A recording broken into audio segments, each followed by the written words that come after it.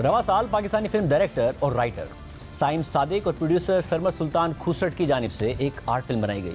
जो आइलैंड नामी इस फिल्म की खासियत इसके गैर रिवायती मौजू के अलावा इसकी कहानी, इसके किरदार और इसकी डायरेक्शन और प्रोडक्शन थी। पाकिस्तानी शहर लाहौर में रहने वाले किरदारों के गिर्द घूमती इस फिल्म को बनाने में 6 साल और सैकड़ों लोगों की मेहनत लगी।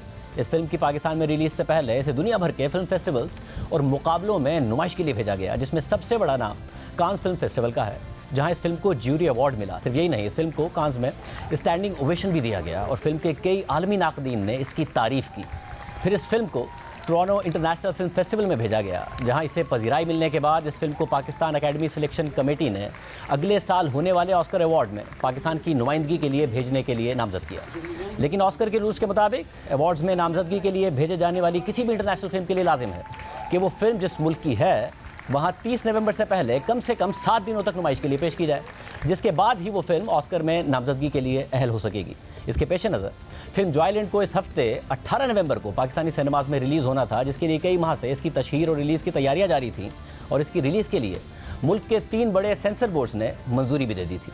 मरकज़ी सेंसर बोर्ड इस्लामाबाद ने 17 अगस्त को इसकी मंजूरी दी, पंजाब सेंसर बोर्ड ने 11 अक्टूबर को और सिंध के सेंसर बोर्ड ने फिल्म की रिलीज़ से सिर्फ 16 दिन पहले यानी 2 नवंबर को इसकी रिलीज़ की मंजूरी दे दी। लेकिन रिलीज़ से सिर्फ 1 हफ्ता पहले वजारत इत्तलात व नशरियात ने एक नोटिफिकेशन के ज़रिए इस फिल्म की रिलीज़ की इजाज़त वापस ले ली है। वजारत इत्तलात व नशरियात के नोटिफिकेशन के मुताबिक जो आइलैंड नामी फीचर फिल्म मरकज़ी फिल्म सेंसर बोर्ड को पेश की गई, जिसने इस फिल्म को 17 अगस्त को सेंसर सर्टिफिकेट जारी किया। लेकिन इस फिल्म के रिलीज़ के बाद इसमें इंतहाई काबिल एतराज़ मवाद की तहरीरी दरख्वास्तें मौसूल हुई, जो हमारे समाजी इक़दार और उसूलों से मुताबिकत नहीं रखती और मोशन पिक्चर ऑर्डिनेंस 1979 के सेक्शन 9 के तहत शाइस्तगी और अखलाकियात के उसूलों के खिलाफ हैं। इसलिए इसी सेक्शन 9 के तहत और इस हवाले से जामे इंक्वायरी करने के बाद वफाकी हुकूमत जो आइलैंड को पूरे पाकिस्तान के सिनेमाज के लिए अनसर्टिफाइड फिल्म करार देती है। इस नोटिफिकेशन के बाद अब मुल्क भर के सिनेमाज में जहां जहां इस फिल्म को 5 दिन बाद रिलीज़ होना था, वहां अब इसकी रिलीज़ और नुमाइश रुक गई है। इस नोटिफिकेशन के बाद फिल्म के डायरेक्टर, प्रोड्यूसर और कास्ट ही नहीं बल्कि दीगर अदाकारों, यहाँ तक के सियासतदानों की तरफ से भी मजम्मत सामने आ रही है और सवाल उठ रहा है कि आखिर इस फिल्म की रिलीज़ से पहले ही सेंसर बोर्ड को किसकी और कैसी शिकायत मौसूल हुई हैं, जिसकी बुनियाद पर इस पूरी फिल्म को दिखाने पर पाबंदी लगा दी गई है। जबकि यहाँ ये सवाल भी उठता है कि 3 महीने पहले NOC मिलने के बाद अब ऐसा क्या हुआ है कि वजारत इत्तलात व नशरियात को इसका NOC वापस लेना पड़ा।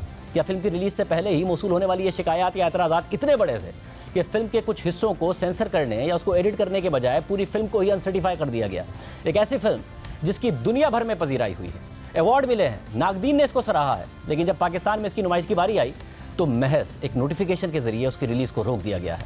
इस हवाले से वजारत इत्तलात व नशरियात की जानिब से सिर्फ एक नोटिफिकेशन के अलावा अभी तक कोई जवाब या वजाहत सामने नहीं आई है। और जो आइलैंड वो पहली फिल्म नहीं है जिसकी पाकिस्तान में नुमाइश रोकी गई है और रिलीज़ से पहले रोकी गई है। कुछ अर्सा पहले ही बगैर किसी वजाहत के मज़ीद फिल्मों की नुमाइश रोक दी गई थी। ज़िंदगी तमाशा और Javed Iqbal untold story of a killer भी अपनी नुमाइश से कुछ दिनों पहले ही सिर्फ ट्रेलर की बुनियाद पर बनने वाले मफरूज़ों की वजह से रिलीज़ होने से पहले रोक दी गई थी।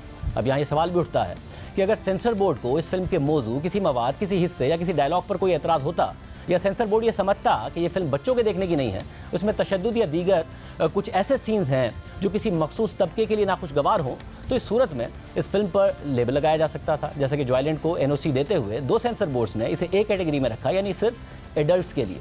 सारी दुनिया में ऐसे ही होता है।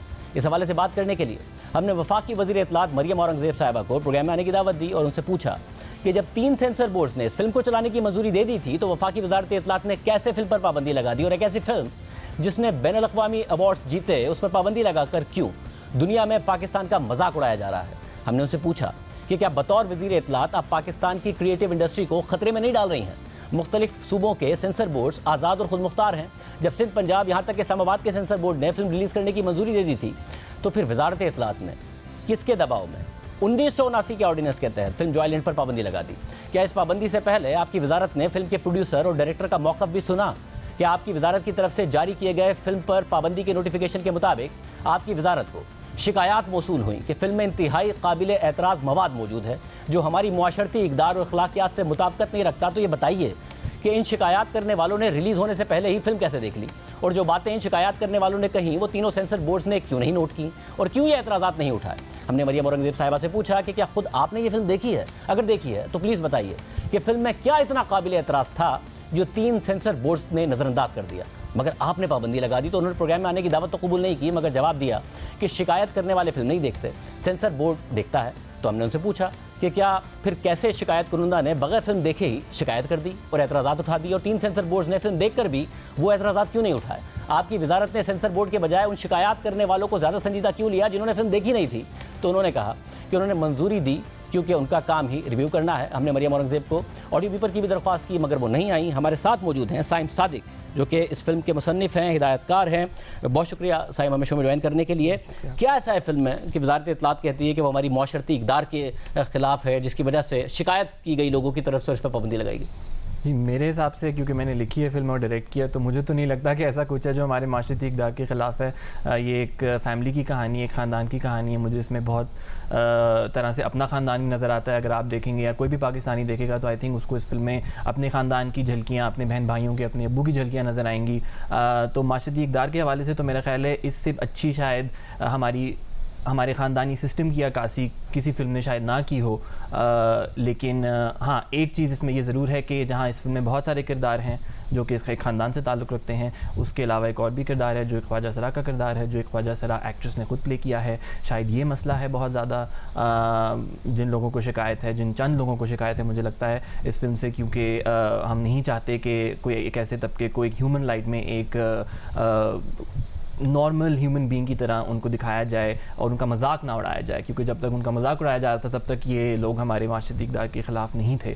लेकिन जब उनको हम एक नॉर्मल ह्यूमन बीइंग की तरह दिखा रहे हैं तो सडनली वो हमारे माशरती इक़दार के ख़िलाफ़ हो गए हैं। यानी आप ये कह रहे हैं कि ये माशरती इक़दार के ख़िलाफ़ नहीं है, जो कुछ मुआशरे में हो रहा है उसकी अक्कासी करती है, जो रियल लाइफ आपने स्टोरीज़ देखी हैं उसकी अक्कासी करती है, और कुछ ऐसा नहीं है कि जो हो नहीं रहा है मुआशरे में और वो मूवी में नज़र आ रहा है। बिल्कुल, आई थिंक हमारे लोग जो हैं अक्सर सोशल मीडिया पे आप पढ़ते हैं तो वो कहते हैं प्रमोशन। फ़िल्म्स का काम प्रमोशन करना नहीं होता, और अच्छी फ़िल्म का काम तो बिल्कुल भी प्रमोशन करना नहीं होता। किसी भी चीज़ का या किसी भी एजेंडा का डिपिक्शन करना ज़रूर होता है।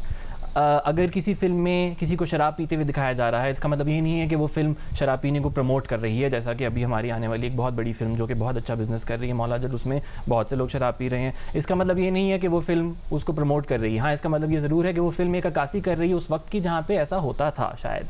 उसी तरह से अगर एक ख्वाजा सरा के किरदार को दिखाया जा रहा है, या दिखाया जा रहा है कि एक लड़का जो है वो एक ख्वाजा सरा के साथ उसकी दोस्ती हो जाती है, हालांकि वो शादीशुदा होता है, वो उसकी प्रमोशन नहीं है, वो उसकी अक्कासी है। बिकॉज़ हमारे आसपास इस तरह की कहानियाँ बहुत सारी हैं जो कि शायद हमारे इक़दार के हिसाब से ठीक नहीं हैं, लेकिन लोग हमेशा इक़दार के हिसाब से काम नहीं करते। और फिल्म का एक मकसद ये भी है कि लोग इसके जो सारे किरदार हैं वो उनमें जो एक सिमिलर बात है वो ये है कि वो सारे स्ट्रगल कर रहे हैं अपने इक़दार के साथ इंसाफ करने का। उनकी जो चाहते हैं या जो उनकी ख्वाहिशात हैं उनमें और उनके इक़दार में जो तनाज़ो है उसको बैलेंस करने की जो एक स्ट्रगल है, आई थिंक वो इन सब किरदारों को जोड़ती है, और उनमें से एक किरदार एक ख्वाजा सरा भी है। और जो ख्वाजा सरा का किरदार है, इसके अलावा आप कह रहे हैं कि दीगर किरदार हैं, तो जो माशरे में होता है, एक फैमिली सिस्टम में होता है, उन चीज़ों की अक्कासी कर रही है, या जो इल्ज़ाम लगाया जा रहा है कि जी ऐसी सर्टेन चीज़ों को ये फिल्म प्रमोट कर रही है और प्रमोट करके दिखा रही है जो कि माशरे के लिए काबिल कबूल नहीं है या माशरती इक़दार के मुताबिकत नहीं रखती? आई थिंक यही डिफरेंस है कि जो लोगों ने फिल्म नहीं देखी उनको शायद ये एतराज़ है और उनको ये गुमान है शायद, और जिन्होंने देखी है उनमें से किसी ने भी आज तक ये नहीं बोला। आज ही बल्कि वो मैं नाम नहीं लेना चाहूँगा, बट जमात इस्लामी के भी 2 लोगों ने फ़िल्म देखी, क्योंकि वो मेरे अब्बू के जानने वाले थे, उनके ताल्लुकात थे उनके साथ, और उन्होंने भी फिल्म देख के उस पर बिल्कुल भी कोई एतराज़ नहीं किया, क्योंकि उनको लगा कि अच्छा हाँ, इस फिल्म में ऐसी तो कोई चीज़ नहीं है जो प्रमोट कर रही है इस तरह की चीज़ को। हाँ, एक रियलिटी की अक्कासी ज़रूर कर रही है, लेकिन इसमें ऐसा कुछ भी नहीं है जो कि हमारे इक़दार के ख़िलाफ़ किसी चीज़ को प्रमोट करके दिखा रहा है। बल्कि जब आप फिल्म देखेंगे तो शायद आपको पता चलेगा कि शायद इसकी ऑपोजिट जो है वो शायद इज़ ट्रू। अच्छा, दिलचस्प बात है कि उन दोनों ने भी, सेंसर बोर्ड ने भी कुछ नहीं कहा आपसे, जो 3 सेंसर बोर्ड्स ने अप्रूव किया उन्होंने कोई ऐसा एतराज़ नहीं उठाया? नहीं, सेंसर बोर्ड ने हमसे शायद 2 अल्फाज की को बीप करने को कहा, इस्लामाबाद ने हमसे 2-3 और चीज़ें करने को कहा, पंजाब ने भी 1-2 चीज़ें, हमने वो सारी करके हमारी फिल्म तो तैयार थी लगने के लिए 18 नवंबर को, और उनमें से कोई भी ऐसी चीज़ नहीं थी कि हमारे इक़दार के ख़िलाफ़ है वो चीज़। ज़ाहिर एक फ़िल्म में कोई एक आधा ऐसा अल्फाज थे जिनको पसंद नहीं आ रहे थे, या एक आधे कोई सीन के अंदर उन्होंने कोई एतराज़ात किए, बट ओवरऑल उनमें से भी सबके मुझे मैसेजेस भी आए थे सेंसर बोर्ड की तरफ से कि हमें तो बहुत अच्छी लगी फिल्म और हम तो रो गए या ये वो सारा कुछ। और तो जो इन्फॉर्मेशन मिनिस्ट्री ने इसको डीसर्टिफाई, उससे पहले आप लोगों से बात की, आप लोगों का मौक़िफ़ सुना या आप खुद ही फैसला कर दिया नहीं, शिकायत? हमें तो सोशल मीडिया के थ्रू पता चला कि ये डीसर्टिफाइड होगी, हमें तो डायरेक्टली नहीं पता चला। सैटरडे के दिन वो भी जो कि इशू जो अगर देखेंगे आप नोटिस उस पर 11 नवंबर की डेट है जो कि फ्राइडे है, लेकिन हमें सैटरडे को ट्विटर से पता चला कि ये डीसर्टिफाई हो चुकी है फिल्म और कि फेडरल मिनिस्ट्री ने डीसर्टिफाई कर दिया है, लेकिन मुल्क भर के सिनेमा में डीसर्टिफाई कर दिया है। जहाँ तक मेरी लीगल नॉलेज है फेडरल बोर्ड को या फेडरल मिनिस्ट्री को 18th अमेंडमेंट के बाद आई थिंक ये लीगली हक नहीं है कि वो, इसीलिए 3 सेंसर बोर्ड है हमारे कि वो पंजाब और सिंध को बता सकें कि वो वहाँ पे कौन सी फिल्म लगेगी कौन सी फिल्म नहीं लगेगी। वो सिर्फ फेडरल एरिया में बता सकते हैं कि अगर वो बताएं भी डीसर्टिफाई करें भी तो उनका लीगल राइट तो सिर्फ इतना ही है कि वो फेडरल एरिया में उसको डीसर्टिफाई कर सके। पंजाब और सिंध के जो हमारे सर्टिफिकेट्स हैं लीगली स्पीकिंग तो वो अभी भी वैलिड हैं और जितना होने ज़बरदस्त चाहिए। आपको इंटरनेशनली फीडबैक मिला है, आप उम्मीद करते हैं कि अगर ये टाइम पर रिलीज़ हो जाए तो ऑस्कर जीत सकते हैं? ज़ाहिर उसमें पाकिस्तान का बड़ा नाम रोशन होगा अगर पाकिस्तान की कोई फिल्म ऑस्कर जीतती है। पहले ही कांस में आपको जो ज़बरदस्त फीडबैक मिला है, आप पुरुमीद हैं? मैं बहुत पुरुमीद हूँ। आई थिंक बहुत कम फिल्मों को ऐसा मौका मिलता है, बहुत सारे लोगों का इसमें हार्डवर्क भी है, मेहनत है, सच्ची लगन से अगर एक कहानी बताई जाए तो आई थिंक वो कुछ भी कर सकती है। अल्लाह ताला का शुक्र है कि हम इस मकाम तक पहुँचे हैं। बट ऑस्कर जीतने से ज़्यादा और उसके अलावा मुझे सबसे ज़्यादा एज अ स्टोरी टेलर ये शौक़ है कि हमारे लोग इस फिल्म को देख सकें जिनके लिए बनाई गई थी। क्योंकि मैं एक लाहौर का लड़का हूँ, मैं लाहौर में पला बड़ा हूँ, मेरी फैमिली लाहौर से है और ये फिल्म लाहौर में सेट है, तो मैं चाहता हूँ कि हमारे लोग इस फिल्म को देख सकें। क्योंकि हमेशा यही होता है कि जब भी कोई फिल्म बाहर कोई अवार्ड जीतती है तो लोगों की यहाँ पे कंप्लेन होती है कि हम क्यों नहीं देख सकते ये फिल्म। आपने ज़रा 6 साल मेहनत की है इस मूवी पर, आपकी पूरी टीम ने 6 साल के लिए इस फिल्म पर मेहनत की है। आर्ट के लिए, पाकिस्तान के सिनेमा के लिए क्या कंट्रीब्यूट करती है मूवी, और अगर इसको रोका गया है तो क्या नुकसान है पाकिस्तान के सिनेमा का?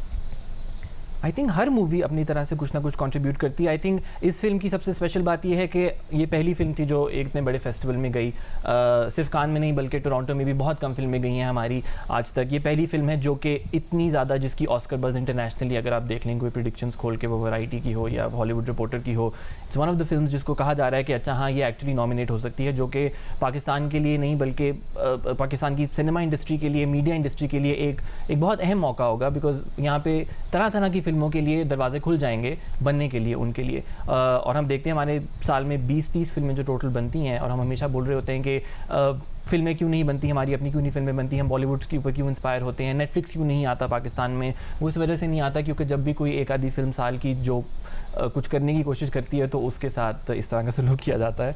तो आई होप कि हमारी फिल्म के साथ उस तरह का सलूक ना किया जाए और लीगली इस फिल्म का right to be screen in Pakistan certify उसको दोबारा से बिल्कुल उम्मीद करते हैं। साइम बहुत शुक्रिया कि आपने हमें शो में ज्वाइन किया। आपको गुड लक भी करते हैं आपकी मूवी के हवाले से। राजीव साइम की गुफ्तगू आपने सुनी है, हमने ये रिवायत बना ली है और रिवायत ये बना ली है कि अगर मुआशरे में कोई बेहूदगी मौजूद है तो उस पर बात करना बेहूदगी बना दिया है। जब तक बात नहीं होगी तो बेहूदगी ख़त्म कैसे होगी? और बेहूदगी क्या है? इंसानी हुकूक की खिलाफ वर्जी बेहूदगी है, इंसानों को अपने हुकूक ना मिलना बेहूदगी है, इंसानों को आइन और कानून के मुताबिक सलूक ना करना बेहूदगी है। उस पर बात करेंगे तो ही बेहूदगी ख़त्म होगी। ये माशरती इक़दार नहीं है, इंसानी हुकूक की खिलाफ वर्जी एक बेहूदगी है और बात करके उसे ख़त्म किया जा सकता है।